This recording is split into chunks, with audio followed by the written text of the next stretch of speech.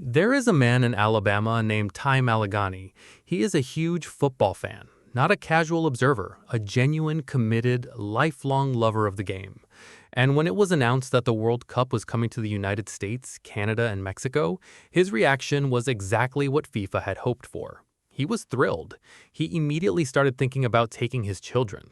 Four kids, the next generation of football fans, raised by a father who has passed his love of the sport down to them the way football fans have always done, through watching, through talking, through the shared experience of caring about something together. He is not going. Not him, not his four children. He told NPR, not a fan forum, not a podcast, National Public Radio, one of the most credible broadcast institutions in the United States, that what stinks most is that his children will not get to see the sport he loves, that the World Cup is not meant for people like them, and that it feels like a missed opportunity, not just for his family, but for the sport he wants future generations to love. That story, a football-loving father in Alabama turning away from the World Cup because he can't afford it and doesn't feel welcomed by the organization running it, sits at the very heart of what is happening between Europe, football, and FIFA right now. Because Ty Malagany is not European, he is American. He is the person this tournament was supposed to reach first. And if he has turned away, you begin to understand why the continent that generates the most revenues for this sport, that produces the players who will be on those pitches, and that watches every World Cup with a passion that has been built over generations, has reached the point that can only be described as genuine institutional fury. This is the full story of how Europe turned against FIFA over this World Cup. Not the boycott debate. That has been covered extensively and will not be repeated here. What this story is about is deeper, more structural, and more consequential for the future of football than any single tournament. It is about a formal ethics committee complaint filed with FIFA's own ethics committee, a formal European Commission complaint filed by European football leagues and player unions, a player welfare crisis built by a calendar that FIFA controls and refuses to share control of, and a specific documented moment at a World Cup draw ceremony that a coalition of rights groups described as a flagrant breach of FIFA's own rules of political neutrality. Let's go through every layer. Start with the Ethics Committee complaint, because this is the story that has received the least coverage relative to its significance, and what it represents for the governance of world football is genuinely extraordinary. Fair Square, a respected international human rights organization with a strong track record in sport-related advocacy, including significant work on Qatar 2022, filed a formal complaint with FIFA's own ethics committee. The complaint alleges multiple violations of FIFA's duty of political neutrality. It is built around a single documented event that the entire football world watched happen in real time. At the 2026 World Cup draw ceremony held at the Kennedy Center in Washington in December 2025, FIFA President Gianni Infantino presented an award to the sitting President of the United States. He called it the FIFA Peace Prize. He handed it personally in front of cameras, in front of the world's football media, and described the recipient, in Infantino's own words, as someone who has united people across the world. Fair Square's complaint argues that this moment was not merely poor optics. It was a formal, documented breach of FIFA's own statutes, which explicitly prohibit the organization and its officials from taking sides on political matters. Presenting a Peace Prize, an award invented specifically for this occasion, with no previous existence in FIFA's history, to the serving head of government of one of the three host nations, weeks before the tournament begins, is not a neutral act. It is a statement of endorsement, and FIFA's own rules prohibit exactly that. The Ethics Committee complaint names specific statutes. It references the principle of political neutrality that FIFA has cited whenever it has suspended national associations for allowing government interference in football governance. It asked the committee to investigate and make findings. As of today, May the 19th, the committee has not publicly announced any action on the complaint. But the complaint exists, it is filed, it is documented, and it represents something historically significant, a coalition of rights organizations using FIFA's own internal mechanisms to challenge the conduct of FIFA's own president, not from without football, from within its own ethical architecture. The wider European response to this moment, which went beyond rights organizations into the mainstream football community, reflects something that the sport hasn't experienced before at this level. fans at Bundesliga matches chanting "Boycott Trump Cup," an Alabama father telling NPR his children won't be going, a British MP raising it in the House of Commons, a French minister carefully not ruling out future action. These are not fringe reactions. They are distributed, continent-wide signal that something about the relationship between FIFA and the football community it is supposed to serve has broken down.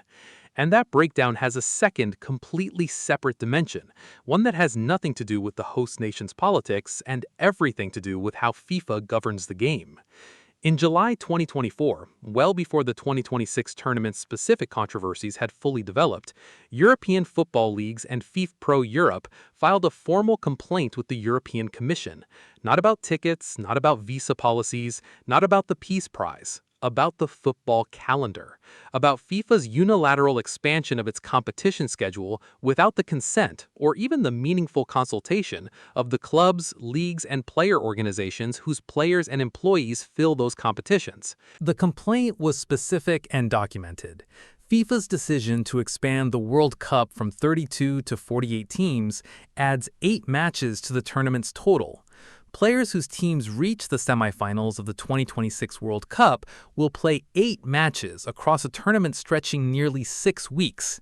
The expanded Club World Cup, also expanded by FIFA, also without substantive consultation with European clubs, added further competitive dates to a calendar that European leagues and FIFA Pro Europe described as already beyond the sustainable limits of player welfare.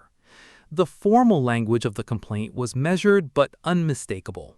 European leagues and FIFA Pro Europe said FIFA has consistently refused to include national leagues and player unions in its decision-making process. They said FIFA's decisions over the last years have repeatedly favored its own competitions and commercial interests, neglected its responsibilities as a governing body, and harmed the economic interests of national leagues and the welfare of players. FIFA's response was equally direct. They accused some European leagues of acting with commercial self-interest, hypocrisy, and without consideration to everyone else in the world. The exchange was not diplomatic. It was the public language of two institutions that have stopped pretending to cooperate and have started competing openly for authority over the same sport.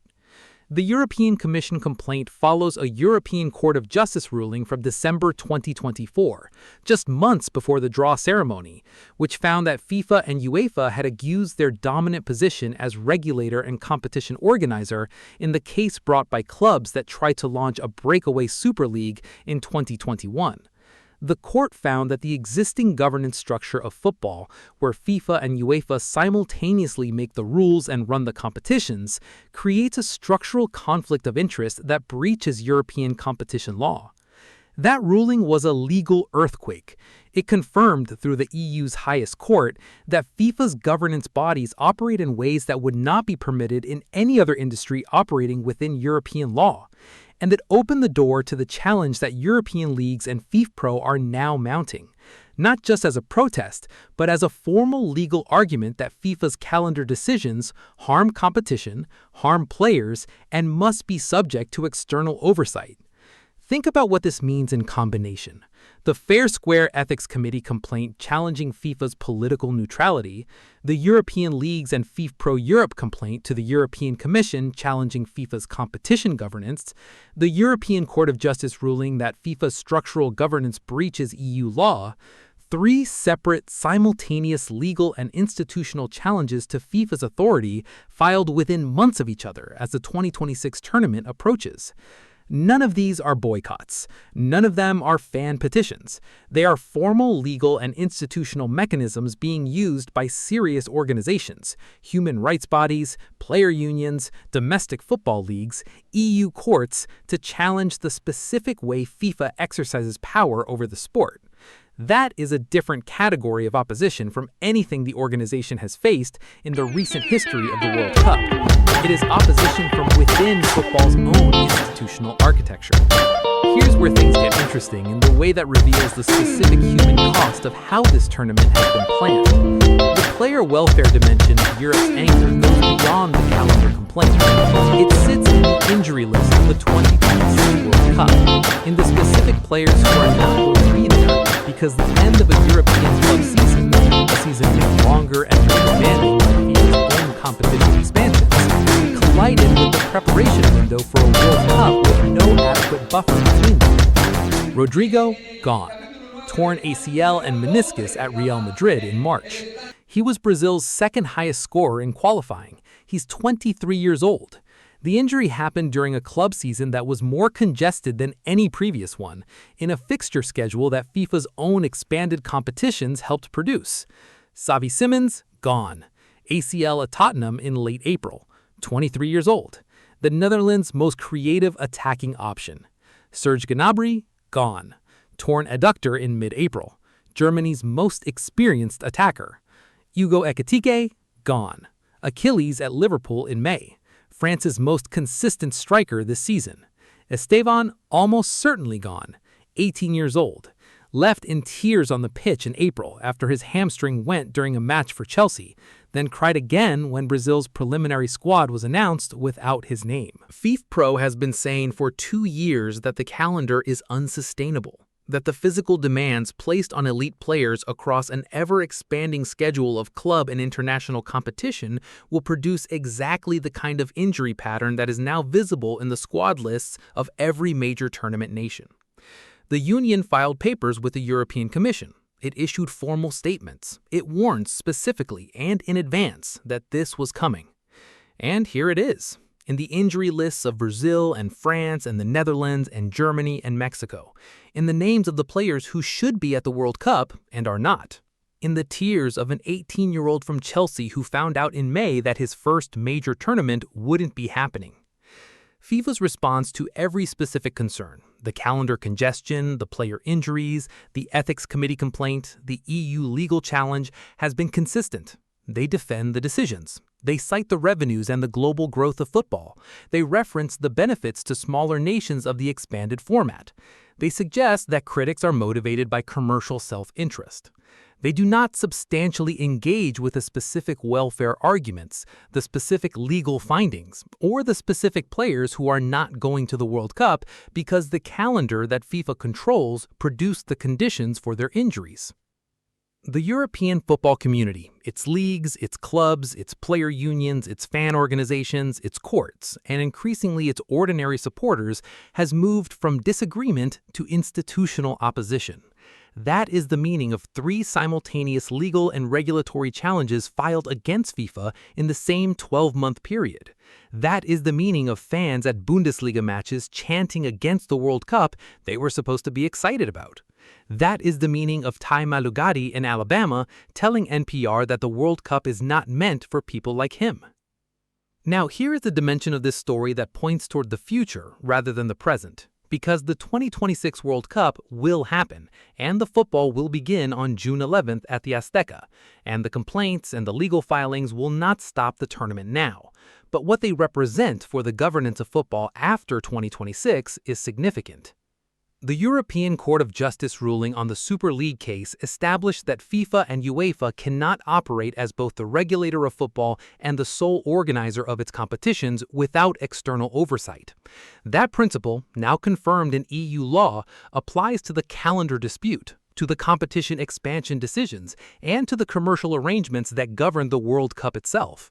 It means that future decisions of the kind FIFA has been making unilaterally, expanding tournaments, setting schedules, pricing tickets, distributing revenues, will face legal challenge from within Europe's regulatory framework in ways that they never did before.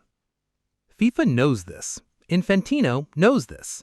The organization's response to the European Commission complaint, accusing the leagues of hypocrisy and commercial self-interest, was not the response of an institution that feels secure in its legal position. It was the response of an organization defending ground it is not certain it can hold. What happens between now and the 2030 World Cup, which will be hosted across Morocco, Spain, Portugal, and with matches in Argentina, Uruguay, and Paraguay, will be shaped in part by what European courts and regulatory bodies find when they complete their examination of how FIFA has governed football in the lead-up to 2026. The findings could produce changes to how the calendar is set, how competition expansions are approved, and how revenues from global events are distributed between FIFA and the clubs and leagues whose players generate those revenues. That is the bigger picture behind Europe's anger about the 2026 World Cup. Not just the boycott debate, not just the ticket prices, not just the peace prize. The fundamental question of whether FIFA can continue to govern global football the way it has governed it, with authority over competitions, calendars, and commercial arrangements that faces no meaningful external check, is now being tested in European courts, in European Commission complaints, and in the formal ethics mechanisms of FIFA's own governance structure. The 2026 World Cup is the backdrop to all of this. When the tournament ends in July, the legal processes will continue. When the trophy is lifted at MetLife, the European Commission will still be reviewing the calendar complaint. When Messi or Mbappe or whoever holds the World Cup aloft in New Jersey, the Fair Square Ethics Committee filing will still be pending. The football and the governance battle exist in parallel. They do not cancel each other out.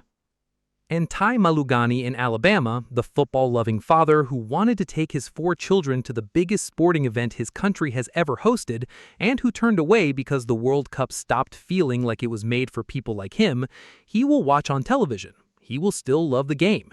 He hopes things can turn around.